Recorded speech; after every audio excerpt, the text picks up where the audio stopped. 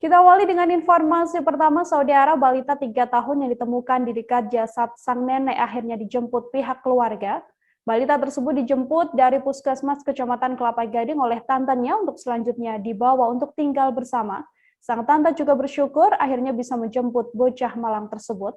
Untuk mengetahui bagaimana informasi selengkapnya terkait nasib balita 3 tahun yang ditemukan sedang menangis berada di dekat jasad sang nenek, tersambung bersama saya wartawan Tribun Jakarta, ada Gerald Leonardo di sana yang akan memberikan informasinya pada Anda. Halo, selamat siang Gerald. Ya, selamat siang Nila, selamat siang Tribuners. Gerald, untuk kronologis penemuan jenazah wanita 64 tahun ini, yang mana di sampingnya ada seorang cucu yang sedang menunggu jenazah tersebut, bagaimana informasinya? Ya, Nila dan Tribuners, dapat saya sampaikan bahwa penemuan jenazah wanita berusia 64 tahun terjadi di Jalan Gambir Anom 2, Kelurahan Pegangsaan 2, Kecamatan Kelapa Gading, Jakarta Utara pada Kamis 30 September 2021. Di mana jenazah wanita 64 tahun itu awalnya ditemukan oleh warga setempat, di mana tetangga-tetangga pada pagi hari Kamis kemarin mencium bau tidak sedap dari rumah nomor 6 yang merupakan rumah dari yang dihuni oleh wanita 64 tahun berinisial OT tersebut. Warga sudah tidak melihat OT beraktivitas dalam beberapa hari terakhir. Dengan adanya juga bau tidak sedap tersebut, warga langsung melapor ke pihak RW yang kemudian diteruskan ke Polsek Kelapa Gading, di mana aparat kepolisian langsung melakukan pengecekan ke rumah tersebut. Aparat kepolisian sempat melakukan pemanggilan, namun tidak ada sautan. Lantas polisi langsung mendobrak pintu rumah tersebut dan mendapati nenek OT sudah tak bernyawa, dan di sampingnya ada cucunya yakni J berusia 3 tahun sedang menemani nenek tersebut. Nila. Gerald, untuk kondisi sang cucu ini sendiri pada saat pertama kali ditemukan di dalam rumah seperti apa? Ya, dapat saya sampaikan bahwa kondisi J atau bocah berusia 3 tahun cucu dari nenek OT ini, kondisinya cukup memprihatinkan, di mana pada saat ditemukan J ini dalam kondisi tak berbusana, kemudian tubuhnya juga tampak cukup kurus dan dipenuhi kotoran. Selain itu juga saat polisi dan warga setempat masuk ke dalam rumah nenek OT, didapati bahwa J terus-terusan menangis di samping jenazah neneknya. Nila. Oke, Gerald, ini kan sebenarnya yang bersangkutan juga hidup bertetangga begitu ya dengan tetangga-tetangganya yang lain. Apakah tidak ada kecurigaan sebelumnya warga sebelum menemukan jenazah nenek tersebut? Ya, Nila, dapat saya sampaikan bahwa ketua RT setempat yang memang tinggal bersampingan dengan almarhumah, memang dia juga sempat menyampaikan bahwa ada beberapa kejanggalan atau kecurigaan menjelang ditemukannya jenazah nenek OT pada Kamis kemarin, di mana beberapa hari yang lalu memang bau tidak sedap mulai tercium, namun di luar dari bau tidak sedap itu, ada kebiasaan-kebiasaan yang biasanya dilakukan oleh almarhumah tidak lagi dilihat oleh warga setempat. Misalnya, di mana almarhumah memang setiap hari akan mengorder makanan via ojek online dan dia akan keluar rumah untuk mengambil makanan tersebut. Dan warga juga melihat bahwa tempat sampah di rumah nenek OT kosong, padahal biasanya tempat sampah tersebut penuh dari sisa-sisa makanan yang diorder oleh nenek OT.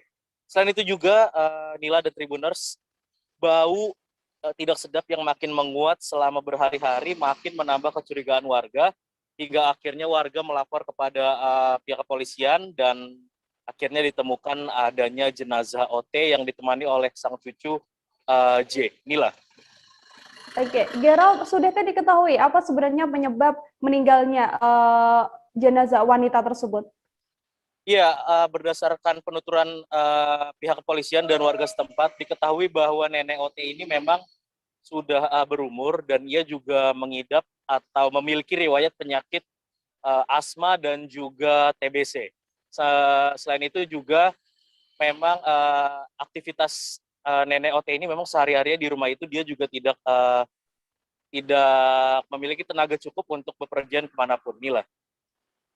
Terakhir, Gerald, untuk kondisi balita saat ini kan juga diketahui sudah dijemput oleh pihak keluarganya. Nantinya nasib dari balita tersebut akan seperti apa? Ya, kemarin setelah ditemukan oleh pihak kepolisian dan warga setempat, balita J yang berusia 3 tahun ini sempat dibawa ke Puskesmas Kecamatan Kelapa Gading untuk dilakukan perawatan sementara. Kemudian malam harinya keluarga dari bocah J ini mendatangi Puskesmas Kelapa Gading untuk menjemput yang bersangkutan, di mana pihak keluarga yang dimaksud ialah om dan tante dari J ini. Tante dari J ini yang bernama Flora, dia menyatakan bakal merawat dan membesarkan si bocah J ini dan akan dibawa ke rumahnya di Pamulang. Sementara itu dapat juga saya sampaikan bahwa orang tua dari J ini memang sudah tidak ada di tempat, di mana ibu dari J meninggal sebulan yang lalu, sementara ayahnya yang diketahui warga negara asing saat ini diketahui berada di Belanda. Inilah. Baik, Gerald, terima kasih banyak atas laporan Anda untuk mengetahui bagaimana informasi lebih lengkapnya, Saudara. Telah terhimpun wawancara ini dengan Kapolsek Kelapa Gading AKP Rio Michael Tobing dan juga tante dari bocah tersebut. Berikut liputannya untuk Anda. Ya, pada hari ini tanggal 30 September 2021, kami dari Polsek Kelapa Gading menerima laporan dari masyarakat bahwa di Jalan Gambir Anom ini ada mencium pertama bau tidak sedap. Kemudian kami dari pelayanan SPK dan juga tiket reskrim datang ke TKP dan menemukan kondisi rumah dalam keadaan terkunci. Setelah kami lakukan pemanggilan terhadap pemilik rumah tidak direspon, kemudian kami lakukan pendobrakan.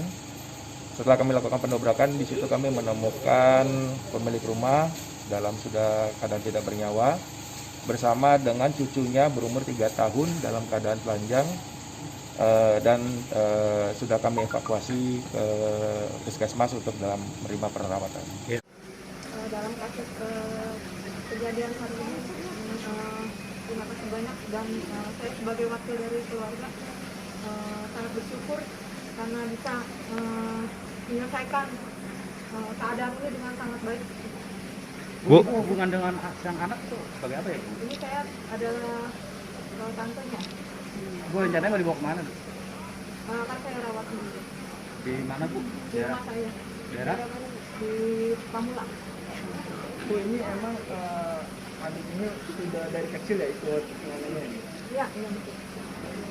Untuk orang tua dari adik ini gimana, Bu? Tidak ada orang tuanya, jadi terpaksa harus saya yang merawat.